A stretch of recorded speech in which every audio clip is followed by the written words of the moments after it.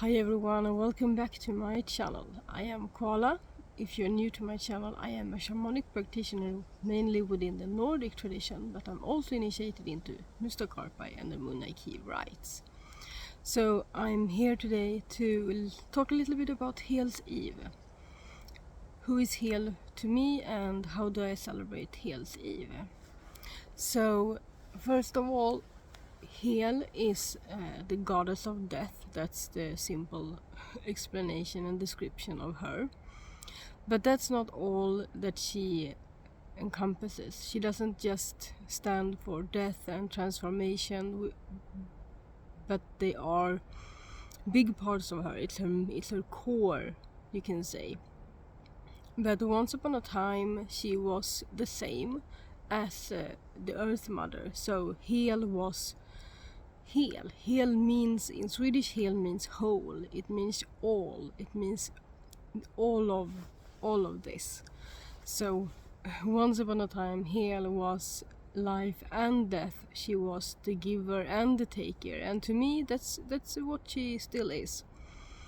She mainly resides in Hel's rike, Helheim, or Hel's kingdom in the underworld. So it is the underworld of death. It's the one of the lower worlds that is the death kingdom, you can say, or queendom, depending on how you look at her. So she is usually depicted with two sides to her face. So one side being alive and vibrant and beautiful and everything you can imagine, just radiating, and then the other side is rotting. It's flesh coming off of the bones, and it's horror. It's scary, and that's what it's like to work with her, to meet your inner darker sides, and then also your inner light. But the light comes after the darkness, you can say. So if you are willing to meet your fears, to be embraced by the darkness, by Hel, then you will be also embraced by the light. You will see the light at the end of the tunnel, or I more depict it as the light of the stars in an otherwise dark sky. So yeah, and that's how I see it when I work with soul retrieval, because when you work with soul retrieval, you need to visit Hel's rike, Helheim, if you want to accomplish that in the Nordic shamanistic practice. In my practice, if you want that, then you need to do that. So this is the goddess that we honor on Hel's Eve, and Hel's Eve is the 31st of October every year. So it coincides with Samhain. Sometimes I think it coincides with Halloween. In Sweden we have kinda separated the Eve of the Hollow, so All Hallows Eve, from Halloween, because we celebrate it. We always celebrate All Hallows Eve on a weekend, and it's mainly focused on tribute to the dead. So for me, when I celebrate Hel's Eve, I focus on three things, and I can celebrate those together, like in one big ceremony, one big festive celebration, or I can do it at separate occasions with separate people, depending on what I feel like, what I'm drawn to, and who I'm celebrating together with.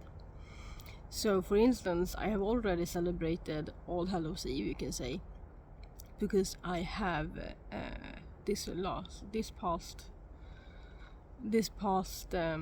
Sunday, which was, so when I'm recording this, it's the 23rd of October. So on the 20th of October, I went to see a friend. I went to her. We were supposed to be a few more people, but we ended up being two living beings, and it was so packed. We opened sacred space, and we we decided to share our meal together with our ancestors, and they were present. We really felt their presence. So that day, that evening, that afternoon and evening was spent celebrating and honoring our ancestors mainly. And then we talked a little bit about Hel as well, because that's what we wanted to do. But I have still to celebrate Hel's Eve on Hel's Eve, and I will do that. And I think it's for the third time in a row that I'm inviting other people to join me in a celebration online via Zoom. So I started this I started inviting people not during the pandemic, but afterwards. So I've always celebrated Hel's Eve as far as I can remember. Like all of my adult life, I've celebrated Hel's Eve at least. So for me, it's nothing new, but for the people I invite, it might be new. So I hold a celebration online in Swedish on the 31st of October, which is a Thursday this year, at 7 p.m. Central European time. So we will be celebrating Hel together in ceremony, and the way we do that, and the way I usually do that on that eve, is to open sacred space and invite Hel into the space and have some offerings out for her, and then invite her to our space. So we can work with Hel by going to the underworld. But that's a bit deep. That's if you really want to work on healing, on deeper healing, and if you want to journey to her realm.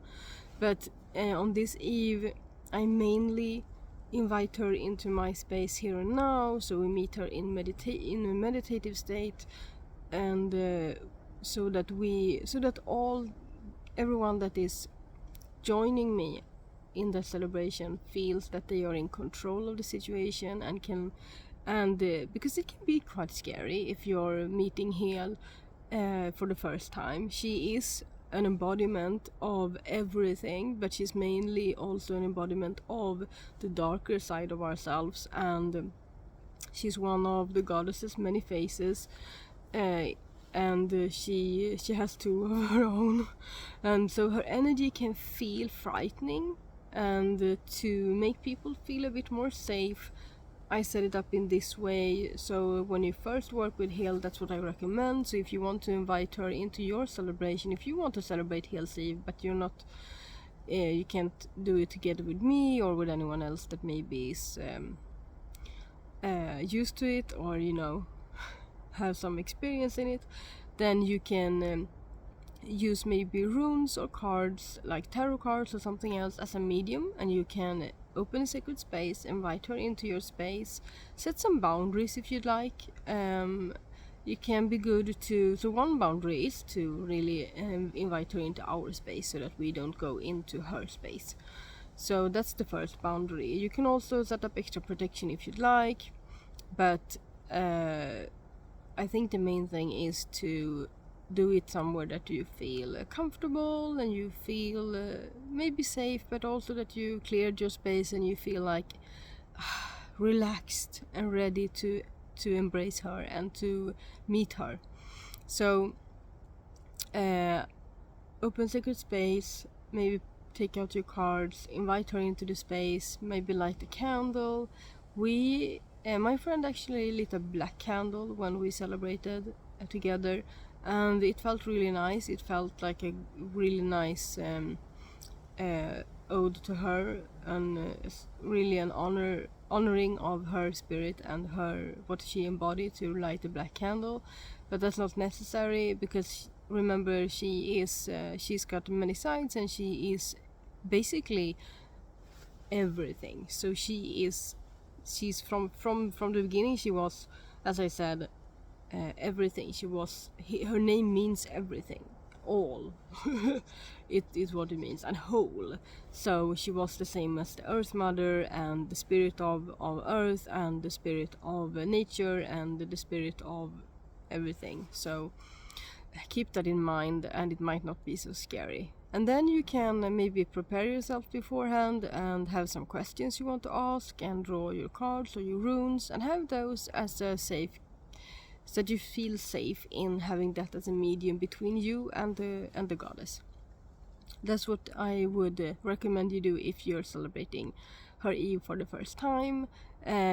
So that's one way of celebrating Heel's Eve. And then remember, we can also focus on All Hallows Eve, or the Eve of the Dead. And that's one aspect of her as well, that she take care of the dead. So in the Nordic tradition or the Nordic mythology, Helsrike, Helheim, is where the dead go when they have passed away, and she has the Valkyries to help her select which ones are ready to come down to her realm. And so there's a lot to say about her realm and everything that she is, and I will talk more about that in the future. And I will also, from next year, I will be start to offer some ceremonies and celebrations and other things in English that you can join. It's not available right now, but it will be next year, and there will be opportunities to get to know the goddesses in the Nordic tradition even more. So keep a lookout for that. And then the third aspect of celebrating Heel's Eve is that it's the third harvest. So the first harvest is in August. The second with the first harvest, I mainly focus on herbs and maybe some berries that's come up, and to really gather the last of the greenery that I need. Maybe what I need for like smudge sticks? No? Well, you know, like incense bundles, smudge bundles, and that sort of thing, or for medicinal purpose, like herbal medicine or something like that. Everything like that. That's what I focus on in August. And then the second harvest coincides with autumn equinox, and that's mainly more focused on fruits and vegetables and that sort of thing. Some berries as well, but mainly like fruits, like apples and pears, and so I celebrated that together with the same friend, but another friend as well, and I actually got an opportunity to harvest from her garden. I think I've shared that in a previous video. So now it's time for the third harvest, and so this harvest is more pumpkins and squashes and everything that's left, everything that really has gathered everything that the earth has to offer and everything. So it can be roots, and it can be anything that really gathers all of the energy and all of the nourishment from the past year. We can harvest. So there's a lot of berries here in Sweden. We have berries that are dependent on the first frozen night. I don't know the word in English. In Sweden we say frostnatt. So the first night that it's below 0 degrees Celsius. They are dependent on that so that you can access the nutrients. So kind of like I think it's called rowan berries, and also rosehip, so a lot of red berries, and also aronia. I don't know if that's the English word for it actually, but there are berries that you need to wait for them to be a bit frozen, and then you can harvest them. You can harvest them before, but then you have to put them in the freezer to access the great nutrients that they hold, and they have in common that they are very filled with vitamin C and good for harvesting and keeping for winter. So so I'm really looking forward to that. I didn't really get to celebrate the third harvest because we had tacos when we celebrated Heel's Eve, but so I think I'm gonna do something like that as well. So I will be doing it all again. I will be visiting the graveyard where my ancestors reside on my dad's side.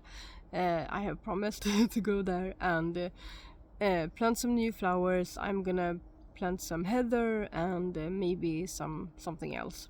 And light some candles and that sort of thing, and then I have Hills Eve on the 31st, and then on the 2nd I think I'm gonna go to, on the 2nd of November I'm gonna go to the graveyard, and around there I think that weekend I'm gonna focus on harvest, and I don't have that much to harvest, but I'm gonna look out for things when I'm in the woods like this, because I don't have a garden, so I need to focus on what's available in nature around me, and I'm gonna do that, and I'm gonna save it, and I'm gonna have a bit of a feast hopefully on that around then.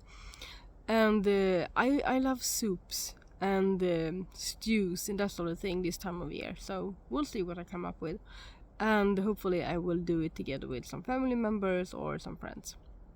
So yeah, that's what I have to tell you today, and let me know if this is a good idea to be out in nature, because I'm recording this in a slightly different way again, I think, and I think all of the sounds around me come through very much more when I do it like this.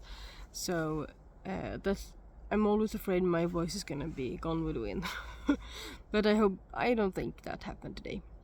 So yeah, that's what I wanted to talk about today. And if you have questions about the goddess Hel or Hel's Eve, or if you want to share how you celebrate her, or maybe an encounter you've had with her or something like that, so yeah, maybe someday I will talk about my one of my first encounter with her when I had a near-death experience. Maybe I will share that someday. So walk in beauty, walk with Hel, and I will see you soon. Bye. Shingling.